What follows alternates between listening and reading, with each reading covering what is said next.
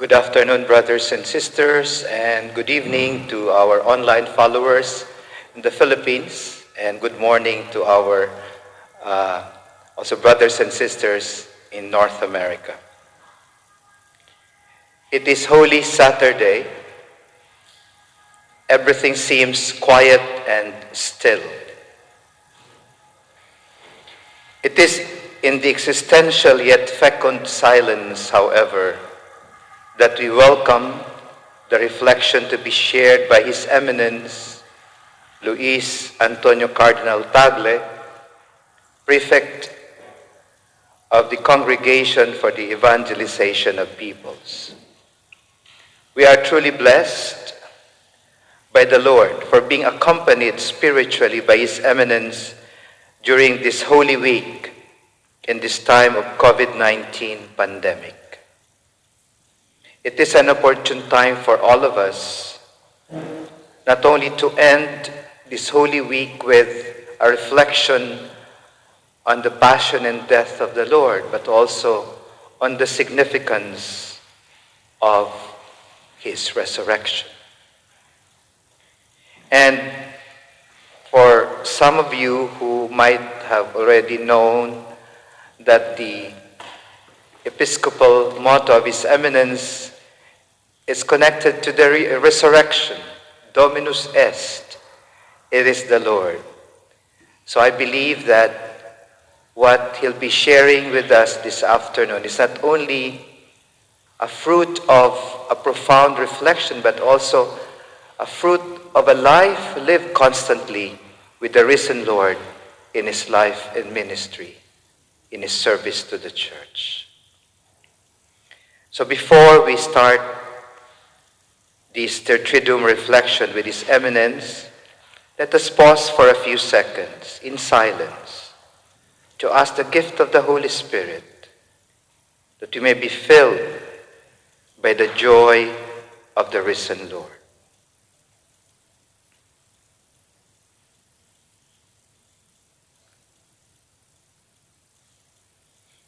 Glory be to the Father, and to the Son, and to the Holy Spirit, as it was in the beginning, is now, and ever, forever.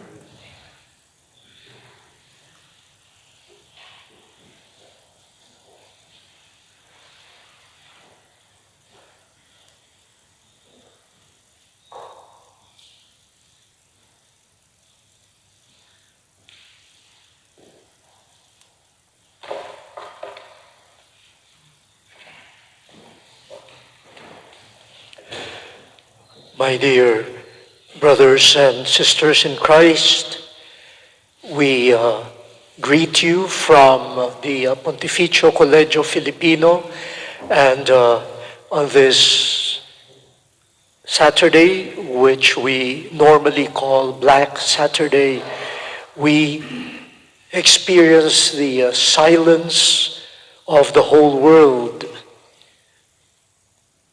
We have commemorated the supper in which Jesus showed the greatness of His love, where He explained in a way the meaning of His death as self-giving, life not being taken away from Him, but life being given for others and in obedience to the Father. And that was what we commemorated and celebrated yesterday, Good Friday. Now we are preparing for the Easter Vigil. And so allow me to reflect on the meaning of this vigil, this period that we associate with a religious festival. But the connotation of a vigil is that you keep watch, and therefore you need to keep awake and alert.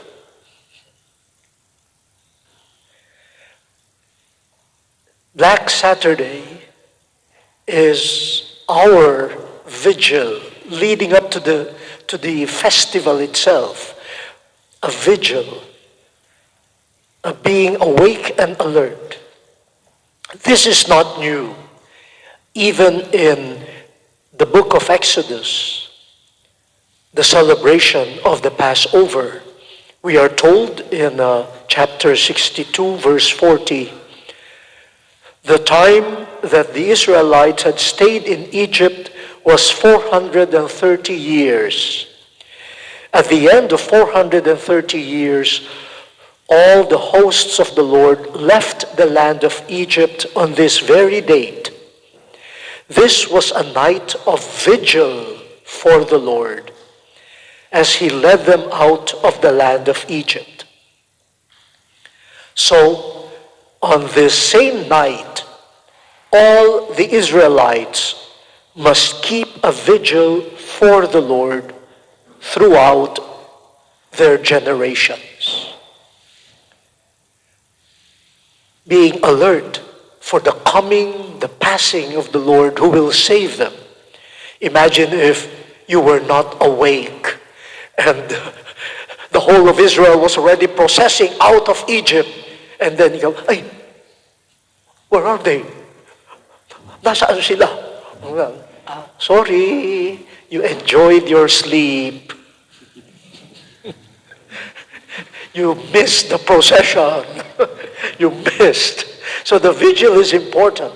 But it is not just Israel keeping watch for the Lord. You can also say it was the Lord keeping watch over Israel. The Lord alert. This is the house of an Israelite. And so this should be saved. The family here should be saved. And we remember that garden called Gethsemane, the garden of agony, where Jesus told his disciples, especially Peter, James, and John, my heart is nearly broken with sorrow. Remain here and stay awake with me. Stay awake with me. Keep vigil with me.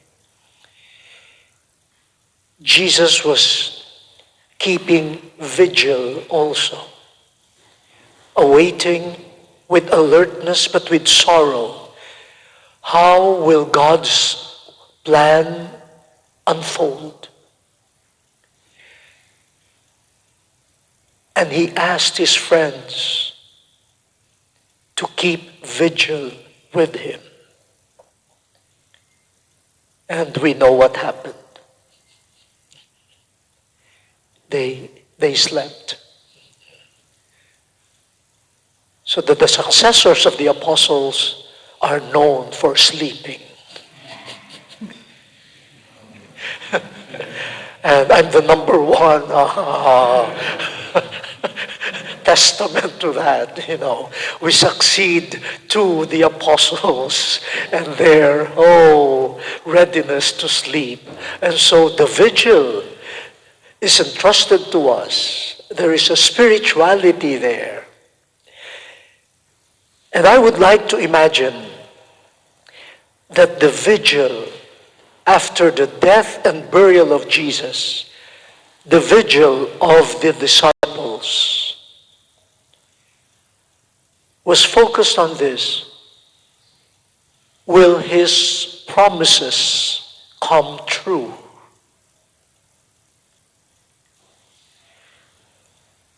He said that he would be arrested, put to death. Those already happened. Now their vigil starts.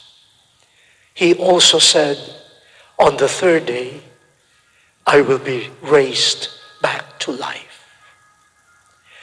The vigil is there of the disciples. Will his promise come true? They have to be awake.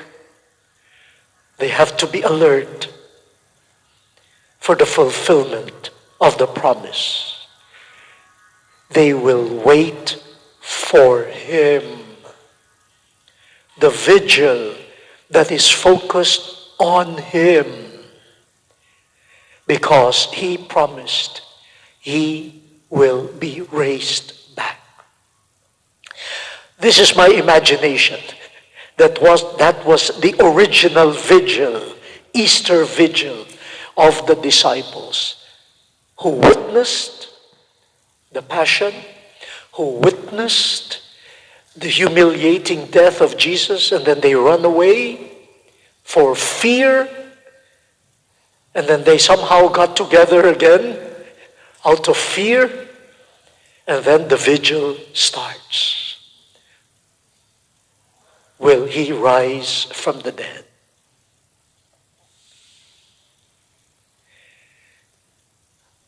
Let us join them, but let us join them as we experience our own world, this COVID-19 pandemic. The vigil of the disciples, keeping watch over Jesus in his promise of resurrection, speaks to us as the world awaits what will happen after the pandemic. But the pandemic also teaches us how to keep vigil. The pandemic also helps us understand what the original Easter vigil must have felt. So they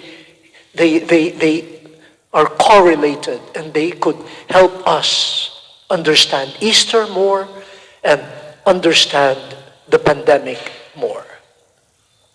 3 points for our reflection. First, the vigil, especially the Easter vigil, involves waiting, a period of waiting, an attitude of waiting.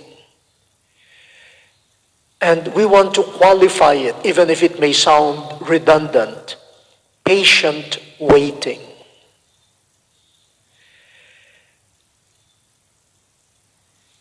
And it is a waiting, if nurtured by faith, a waiting with anticipation, what we call hope. That is a meaningful waiting when it is filled with hope. St. James, in chapter 5 of his letter, verses 7 to 11, says, "Be patient, therefore, my brothers and sisters, until the coming of the Lord." Of course, he was talking about the second coming. But in the original experience of the 12, they were waiting for the coming of the Lord from the tomb, from death. So be patient. See how the farmer awaits the precious yield of the soil. He looks forward to it patiently, while the soil receives the winter and the spring rains. You too must be patient.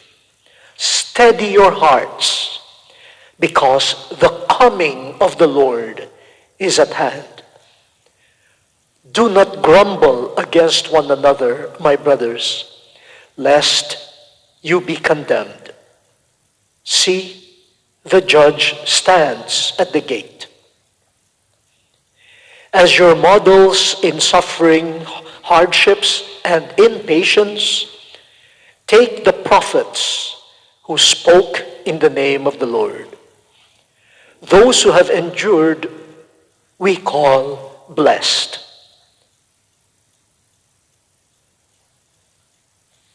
Patience. Jesus himself told the disciples in St. Luke chapter 21, after talking about the calamities and the persecutions that will come, he said, "By patient endurance, you will save your lives." In the letter to the Hebrews, chapter 10, verse 36, You need patience to do God's will and receive what He has promised. I'm sure we have all participated in some vigil, religious vigils, and wow, our patience is tested. Especially the Easter Vigil, the full length Vigil.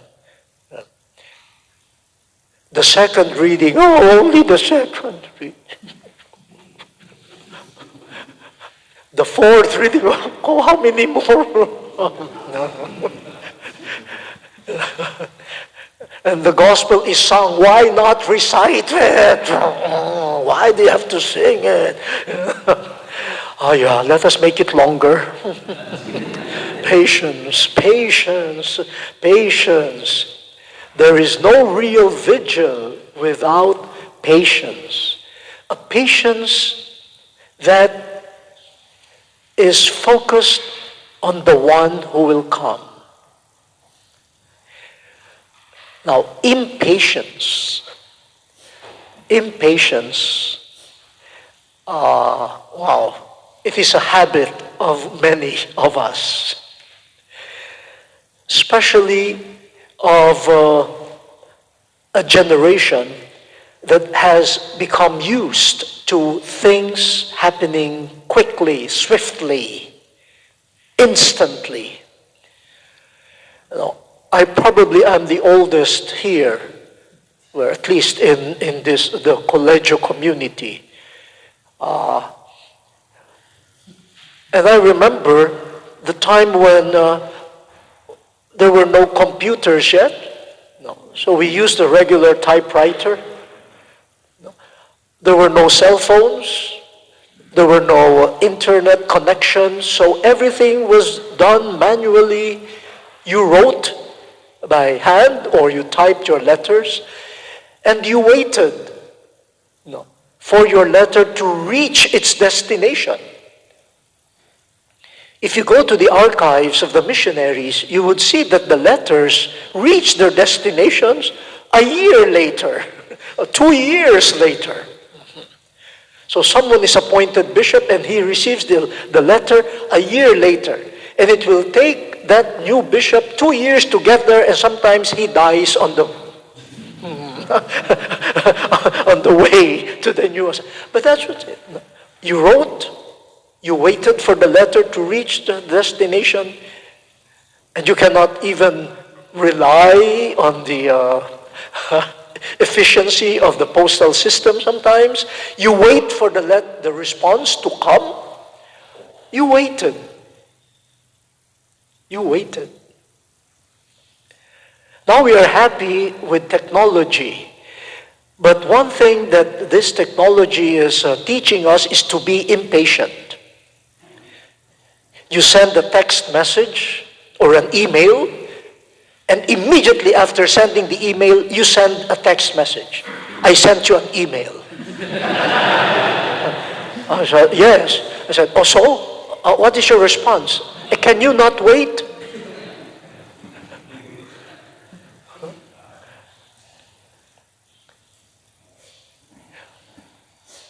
I did my thesis on a regular typewriter and many papers. And we had to count every line because you needed to know how many lines you needed to reserve for the footnotes. So you have to do it patiently and carefully, because if you make a mistake, you go back to all the pages that you have already typed. Now you have all of these built-in programs. The notes will be prepared for you. If you wanted footnote, if you wanted endnote, even spelling. During our time, you have to know the spelling. Wrong spelling, wrong. I remember one of our quizzes in Spanish. It was just a yes or no quiz. So sí or no. And the teacher was very wise. All the questions were needed an affirmative answer. So all yeses. So C. When we got our papers, all of us 0. Why? Because we did not put the accent on the I. C. Because without the accent, that is not yes. That is if in Spanish. So we have to be careful. You have to be patient. Alert to the presence or absence of a mark. It seems insignificant, that mark, but it changes the meaning. So the teacher said, you're all wrong. I was asking you whether it's a yes or a no, but you all answered if. Now a computer program can do all the spell check, the grammar check, and everything, so you do not know whether the mind is learning. Or are we creating a new brand of illiteracy?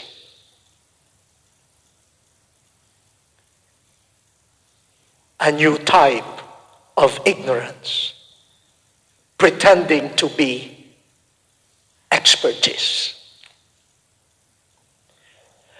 Patience.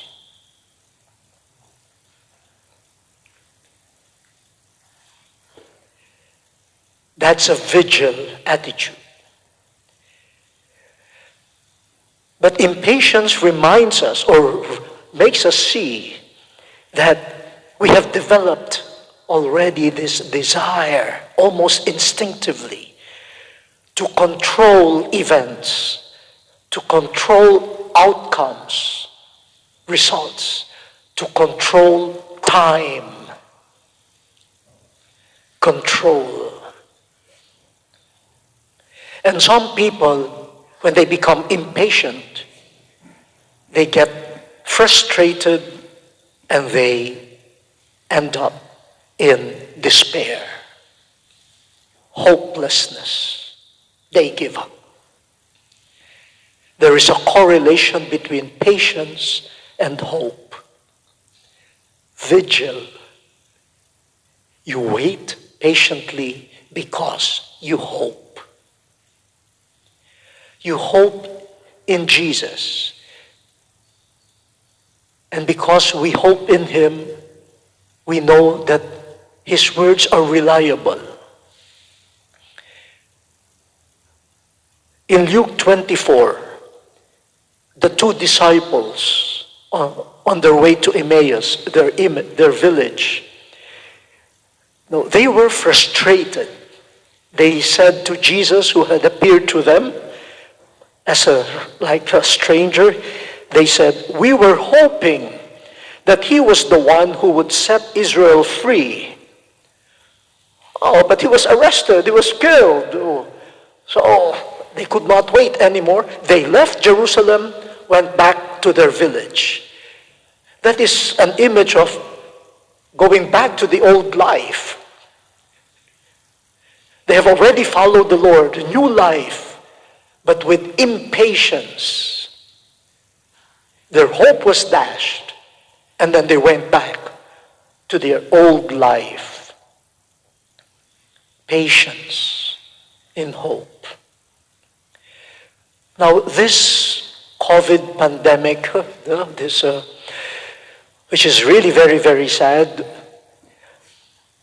and we have to go through some of the measures to prevent its spread and to take care of others and of ourselves, especially the lockdowns, the quarantine, even the washing of hands, and avoiding this, avoiding that, wearing this, wearing that.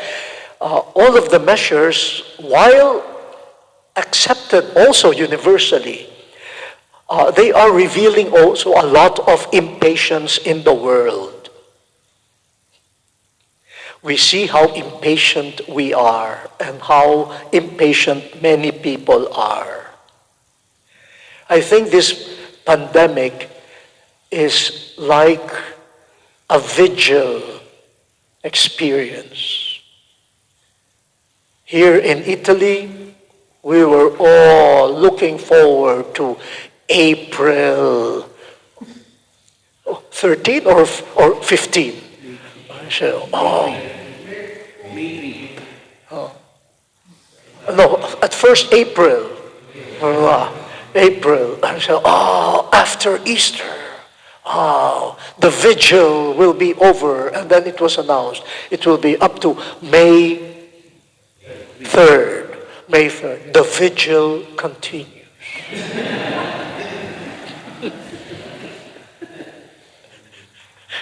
The vigil continues. And then we will see who are hopeful and who are desperate. Who will stay in Jerusalem and who will go back to their villages, to their old ways of life. No more mass, no more washing of hands, no more quarantine, no more distancing. I do not care. Keep vigil. Keep watch. Be alert as to how Christ will appear to us.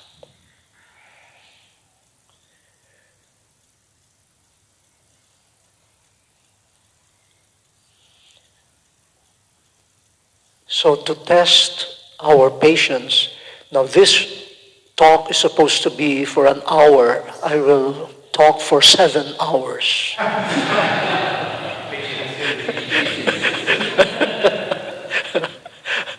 Yeah, really, we have to laugh at this because when we are asked practically to rest and to just be, we realize it is one of the most difficult things being asked of us. When we are given work, we complain. But when we are told, okay, just stay there, rest, the more we complain. We have lost the spirituality of the vigil. Patience, waiting, and hope. But maybe the object of our waiting and patience is not the Lord. But hope is always in God. Even, in language, we say, I wish that something will happen. But we always say, I hope in someone. So hope with patience and anticipation is always towards someone. And in this case, the Lord.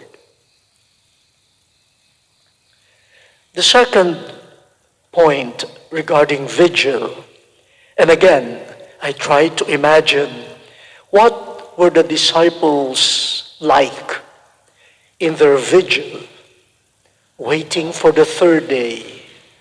Will he come? Will his word be fulfilled?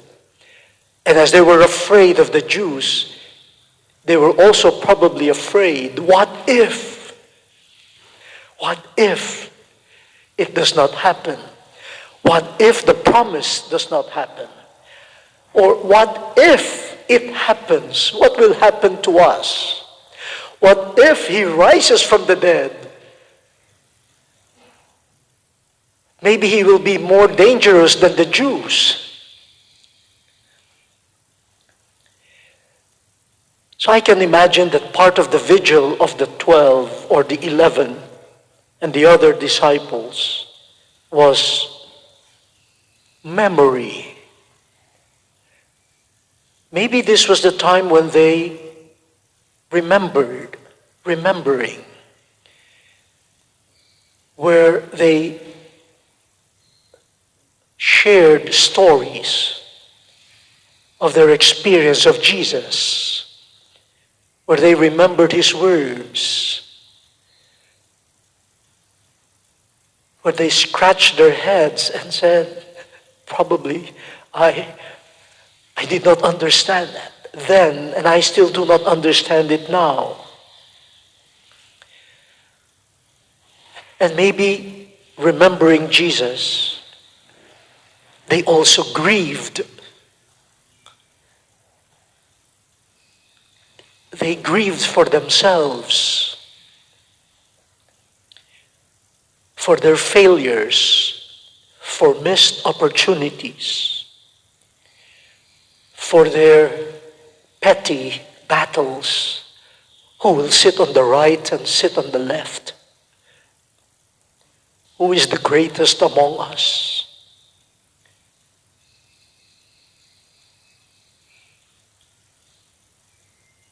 They probably grieved also for Jesus. They most probably began to appreciate him more during that vigil. They must have remembered poignantly this innocent, selfless servant who never thought of his own good,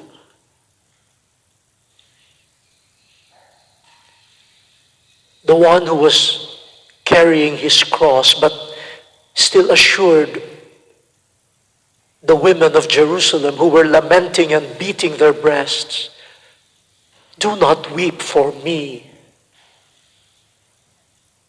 Weep for yourselves and your children."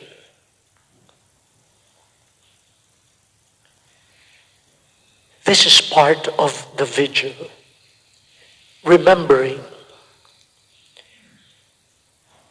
And when we remember,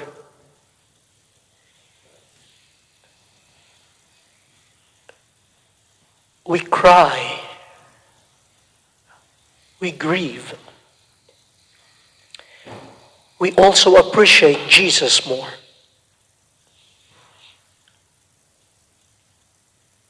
And we learn how to be humble. We learn to ask for forgiveness.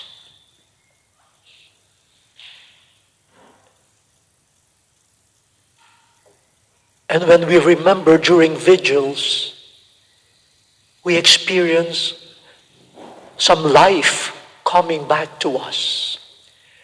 The life shared with the people that we remember. The life that is ours because someone has become part of us.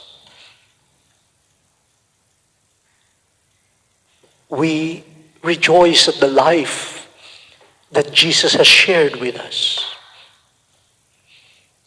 And remembering, he lives.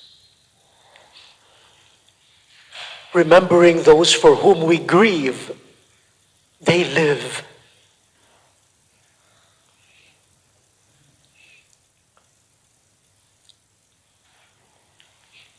I think it was St. Augustine in his Confessions, reflecting on the death of his friend, which cost him a lot of grief. He said that it is true, when your friend dies, they say a friend is half your life.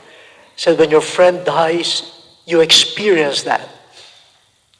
Almost half of you dies. But then he said, that's why I do not want to die. Because if I die, my friend will totally die.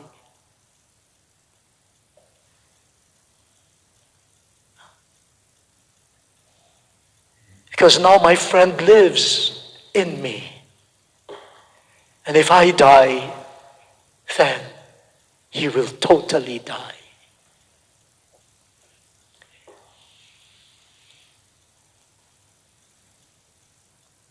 This is a time to remember Jesus in our lives. To remember what has become of us because of Jesus. And in the context of the COVID pandemic, where many people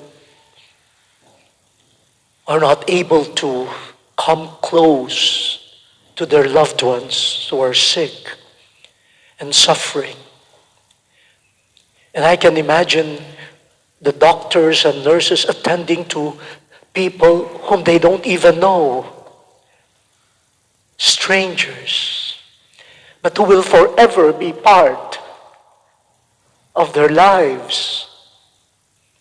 Whenever they tell their stories of being nurses and doctors and aides in hospitals during the pandemic, those unknown, unnamed people will be part of their life's vigil.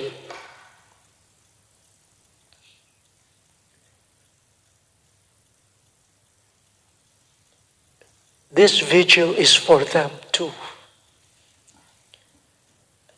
As we tell stories of Jesus, we remember those who suffered and died. And not just because of this pandemic. As we focus on this pandemic, somehow we are prone to forget the others who are suffering. I keep touch with some people in Syria, because with or without the COVID pandemic, violence, war continues. The refugees are still there, running for their lives and exposed to the elements.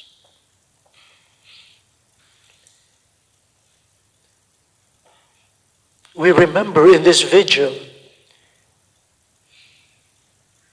the forced migrants who are hindered from crossing. And now they're branded not just as illegal, but as potential carriers of a virus. We all remember them in this vigil. And as we remember and as we hope that Jesus' promise will come true, that he will be risen, we hope for them. That beautiful expression of Gabriel Marcel, I hope in God for you. I hope in God for you. I hope in God so that you may live.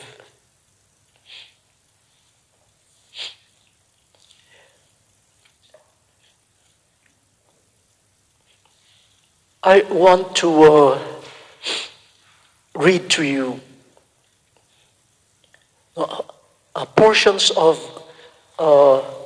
some letters of Father Pavel Florensky, a Russian Orthodox priest. He was talented, a philosopher, artist, theologian, a patriarch, and a martyr.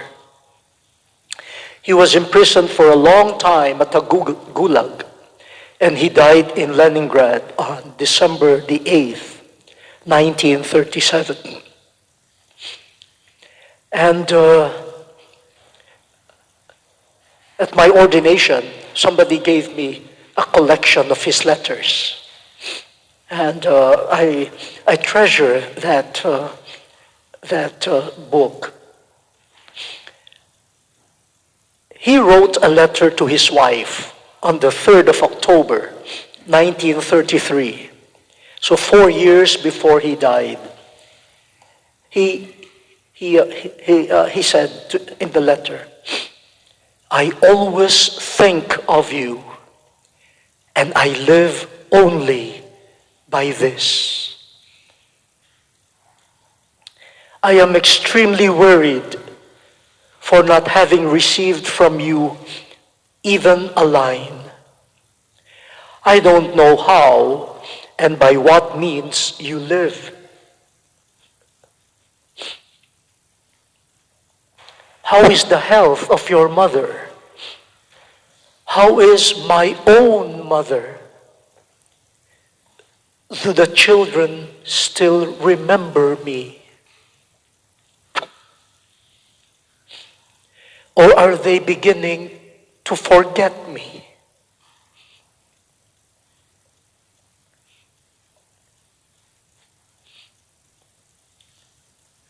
On the 13th of May, 1937, a few months before his death, he said, "I kiss you with affection. Find time to rest this summer. Take a walk often, if not in the forest, at least in the open field.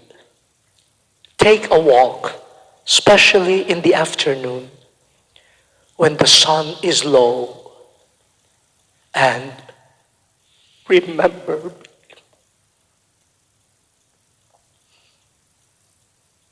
remember me."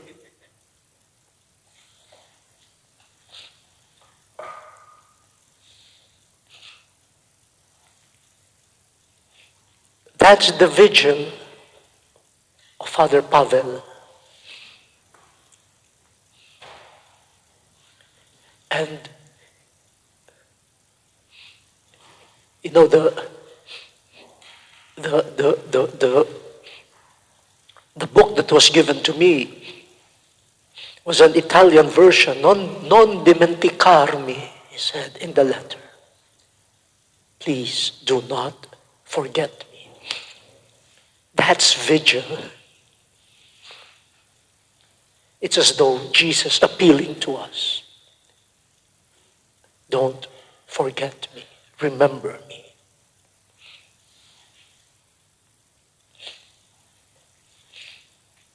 And the third point or element of the vigil is, as we hope by waiting patiently, as we remember with hope, we should also be open to the surprises by which the Lord will fulfill his promise.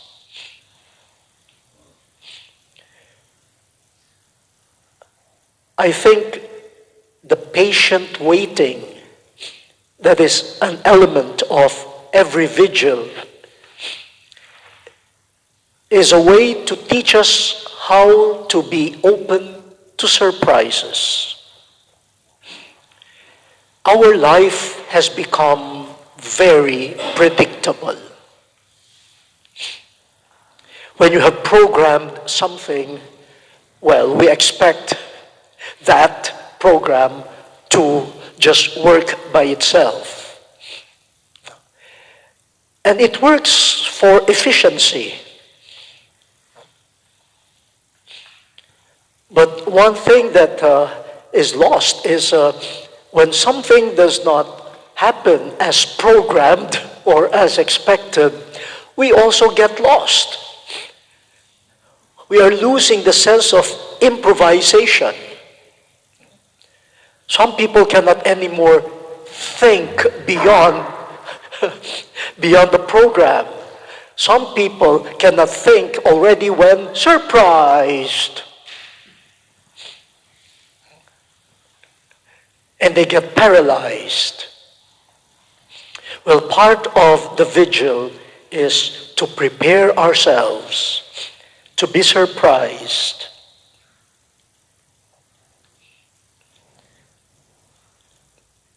The disciples were surprised when the Lord appeared to them. Well, some of them did not fully understand the meaning of scriptures. And so, their lack of understanding became unbelief.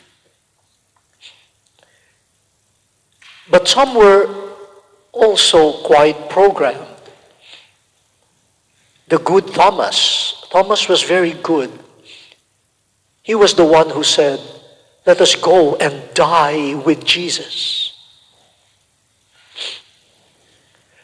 That's why I don't want to to label him as the unbelieving Thomas.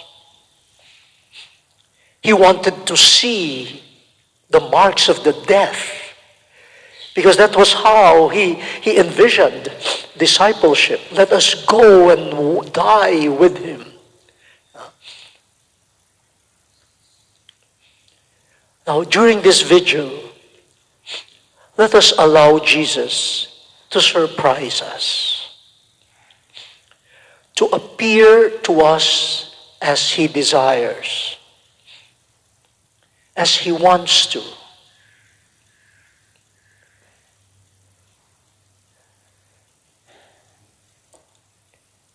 If we leave the vigil attitude of patient waiting and allowing the Lord to run the show,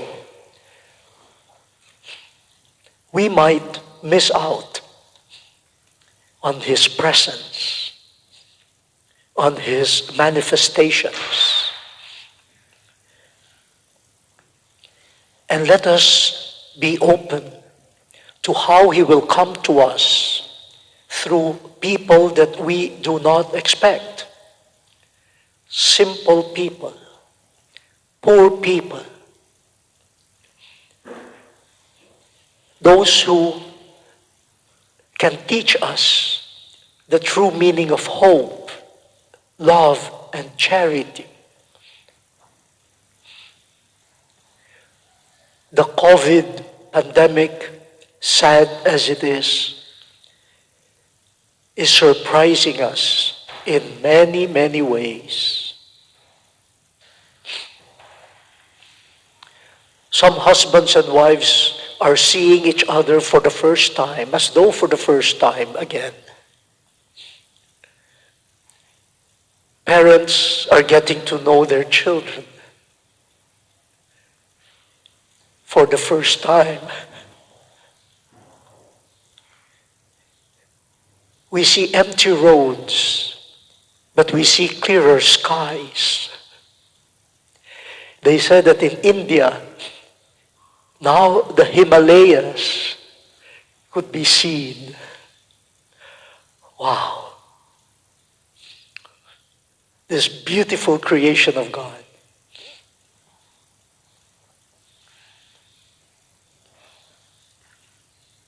In closed shops,